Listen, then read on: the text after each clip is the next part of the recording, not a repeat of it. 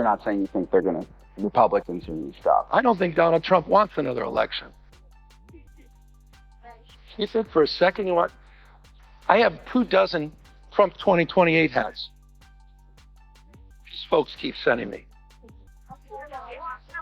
Gavin Newsom 2028 presidential campaign. He's grandstanding and making a clown of himself because he wants national attention. He tried the moderate thing for a month and realized it wasn't raising him any funds. Picture this. Gavin Newsom, California's super shiny governor who looks like he stepped out of a fancy hair ad, just got totally roasted by Lindi. And wow, it was intense. Like a school talent show where someone steals the spotlight and leaves everyone shocked. This wasn't just a little clapback. It was like Lindi dropped a truth bomb that made Gavin wish he could hit undo on his whole day. Buckle up, because Lindi didn't just call him out. She pulled off his cool guy mask and left him looking for a place to hide. A Trump crusader, because he realizes that it helps him with his coffers and his fundraising. So that's why he's on a tear, and he's a complete hypocrite. And I just saw that California now leads the nation in homelessness and unemployment. Maybe he should focus on that. This is a guy who retweeted himself on Mount Rushmore. This is a guy who retweeted himself, what I say, as Pope. Yeah. This is a guy who's hawking the Trump Bible. This is a guy who's out there selling perfume and with one of the great grifts. A coin. But I want to get to the Trump is not hot. So this is a guy who has merchandise. Gavin Newsom always acts like he's the star of a magazine cover. Perfect smile, slick hair, sleeves rolled up just right, like he can fix California's problems with a cool pose. He's the kind of guy who probably practices waving in front of a mirror before speeches, making sure every move looks caring while his grin says, "I'm going to be president someday." He tried to be a moderate for about a month. I think it was April. When he started his podcast? Exactly. He started his podcast. He had Charlie Kirk on. He tried the moderate shtick. Realized that it didn't get him the donations that he wanted. And then he was like, wait a minute. Being an anti-Trump crusader actually gets me money.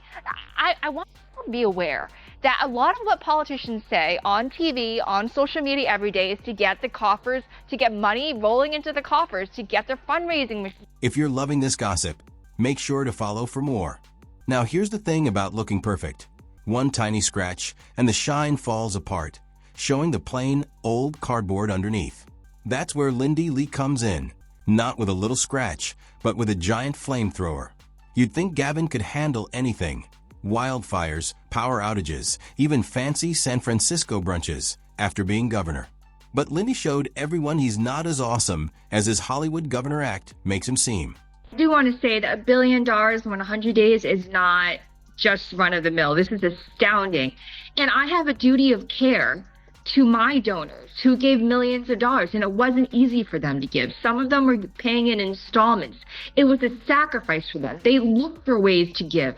So, people gave their hearts and souls to the campaign. They deserve a serious accounting. See why we were told that she was close or even winning in some of the swing states, but we lost all 7. What did they say? We heard on the podcast, but what did they say on this call? Did they accept any blame? Did they sort of talk about mistakes? No. While Gavin's been busy practicing his "I'm ready to be president" look and flipping his hair like a movie star, Lindi showed up with proof so embarrassing it made California's power outages seem like just dim lights for a cozy vibe. Let's back up a sec. Gavin's whole career is built on looking like he was born to be in charge. He doesn't just walk into a room. He struts in like he's in a fancy ad, making people hold onto their wallets. His whole vibe is about making California seem like a perfect dreamland, with him as the handsome hero keeping it awesome. But not only did Gavin Newsom lie, he was the biggest liar. He was the one, and I was there. He was the one in the spin room lying to the entire world on the night of the debate, saying it was just a cold, nothing to see here, move along. But he is such a congenital liar. But the real California isn't like Gavin's shiny ads. Homelessness is getting worse, like someone forgot to turn off a mess-making machine. Taxes are so high even super rich people like Elon Musk are crying. Businesses are leaving California faster than kids running out of class when the bell rings. But somehow, Gavin acts like everything's great, like a magician pulling scarves out of a hat while ignoring a giant mess behind him. People kept clapping until Lindi Lee burst in and yelled, "That's not a cute bunny. It's a rat in a fancy suit." So who's Lindi Lee? She's not just some random person tweeting for fun. She's got a sharp tongue that cuts through Gavin's perfect image like a knife through cheap cake. When she talks, people listen. And this time, she didn't just throw shade. She turned off the lights. Her takedown wasn't regular gossip. It was a full-on attack. She pointed out Gavin's big fails, the ones his smooth speeches can't hide. Like homelessness, Gavin spent tons of money on it, but the problem keeps growing. Like dough that won't stop rising. Lindi said the obvious. Throwing cash without a real plan isn't fixing anything. It's just a bandage that falls off. For a guy who loves saying he's fixing stuff, hearing he can't even keep sidewalks clear of tents must hurt like stepping on a Lego. Instead of focusing his time on complete waste of taxpayer money, he has no agenda items. He has nothing positive to offer the American people. The only thing he cares about is himself. Everything is about him. And even Democrats understand this guy is truly fake. He's if you look up snake oil salesman in the dictionary, you would see his face right next to the definition. I wasn't sure if it was going to be snake oil or hair products, but you never know. Actually, But Then there's the businesses leaving. California's supposed to be where cool tech ideas are born, like apps that bring fancy toast to your door. But now, big companies are packing up their cars and zooming to Texas faster than you can say no taxes there. Lindi made sure everyone noticed. If huge businesses are running to a place with cowboy hats and barbecue, maybe California's dream isn't so dreamy. It's more like a bad repeat of a scary show. But Lindi didn't stop. She called out how Gavin seems more into making himself look good for a future president job than actually running California. To him, the state's like a practice stage where every problem is just a line in his big speech. Meanwhile, regular people, the audience, are wondering why their rent costs more than a new bike. This is where it gets super embarrassing for Gavin. His whole thing is acting like nobody can touch him, like the coolest kid at school. But Lindi wrecked that vibe, treating him like a governor who's failing at his job, not a future president. She peeled off his shiny image to show he's not the next big thing, just a guy who keeps promising to fix things but doesn't. It drives you crazy that people still speculate that you're waiting in the wings to run for president. I know it's not going to happen. You know it's not going to happen. But what do you think is fueling that speculation? I don't know. I don't think much anymore, and I'm so proud of the president and the incredible job he did. It didn't surprise me at all, and I know it didn't surprise you. I really believe that. I said to my friend the other day, I said, you know, on this age, we can get in debates around fitness. Look, I'd rather have 80 years behind me than those 88 federal criminal counts in front of me. And so I feel very good about Joe Biden's. Here's the awesome part. This wasn't some big TV fight. It was sharp and simple, using facts every Californian already knows, which makes it sting even more. If someone says you're not wearing cool clothes, you can shrug it off. But when they point out your house is a mess with rats and leaks, you don't look like a king. You look like someone who can't keep things clean. People reacted fast. News folks smelled a juicy story. And even people who thought Gavin was unbeatable started raising their eyebrows. Nothing breaks a perfect image faster than the truth, especially when it's said so clearly. Lindi didn't just point out Gavin's mistakes. She made him look silly, like his California is a fancy vacation ad for a place with bugs everywhere. The fallout was wild. Californians, fed up with crazy rent, huge electric bills, and traffic jams, finally had someone saying what they felt. Maybe Gavin's not the superhero he acts like. Maybe he's just a guy who looks good on posters, but runs the state like a messy movie set. If he wants to be president, getting called out as a guy with great hair, but a failing state isn't a good look. He mentions 4 machinations that he plans to use in order to circumvent Trump, or in his words, Trump-proof democracy. And I just want to say, before I go into the 4 different measures, he is basically saying the American people cannot be trusted to make the right decision. So I have to engage in these really slimy and subversive measures to undermine the will of the American people. Here's the big deal. People forgive a lot in politics, mistakes, bad plans, even scandals. But they don't forgive faking it. Lindi Lee shone a giant spotlight on Gavin acting like a hero while California struggles. That contrast doesn't just bruise his ego, it breaks the whole story he's been telling.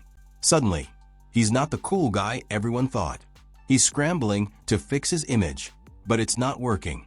Once people see the truth, they can't unsee it.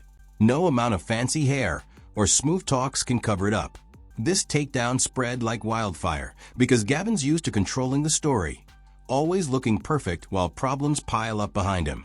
But when Lindi lit the match, the smoke was everywhere. Gavin was left looking like a firefighter who forgot how to use a hose. The first wave of embarrassment came from the news. Usually, reporters treat Gavin like a shiny toy, writing about his speeches like they're super wise. But this time, they couldn't ignore the truth. You're not going to be a good person. Can you please not be a pathological liar at the very least? He's unable to. They can join.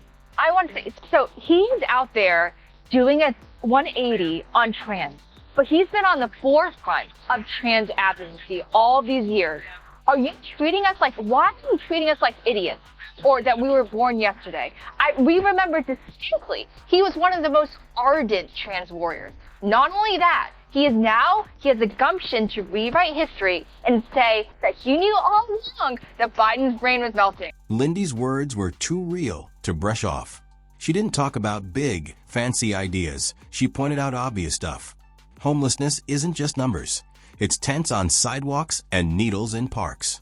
It's what tourists see when they come for pretty bridge photos, but find a mess instead.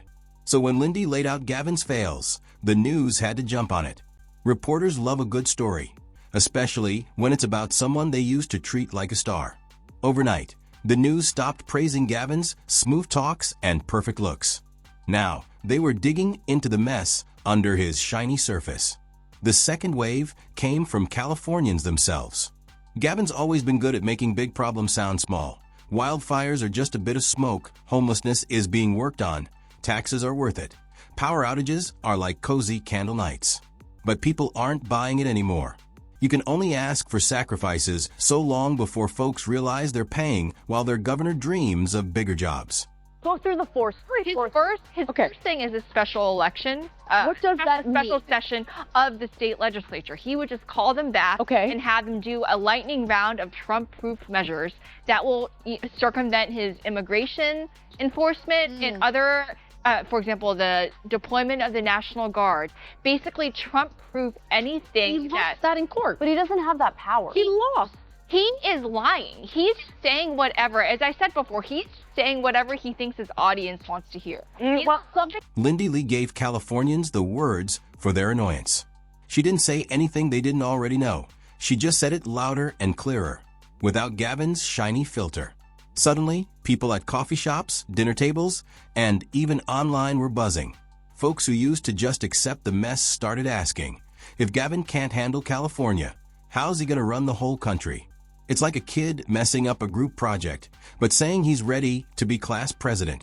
Even political insiders, who act like Gavin's best buddies until he looks weak, started circling like kids eyeing the last cupcake. Gavin's been called a future president for years because he looks like he walked out of a movie about cool leaders. But Lindi's takedown broke that image. When your state's losing people and businesses, when your plans sound like social media posts instead of real fixes, and when someone like Lindi calls you out, so well, you don't look like a hero. You look like a problem. The embarrassment got worse because it came from Lindi. If it was another politician, Gavin could say it's just politics. If it was the news, he could call it unfair. But Lindi hit him from a place he couldn't dodge, like a surprise punch from someone you didn't expect. It left him stunned while everyone cheered. Gavin Newsom was on the front lines of defending Biden. He wasn't just a defender and champion of Biden. He was the strongest. He debated DeSantis on the national stage. He went out of his way to, frankly, and I'm sorry, I'm not going to sugarcoat it, he lied to the American people about the fitness of the president. He went out there again and again and said he was fine. Meanwhile, people like me were punished. Of course, Gavin tried to talk his way out like he always does.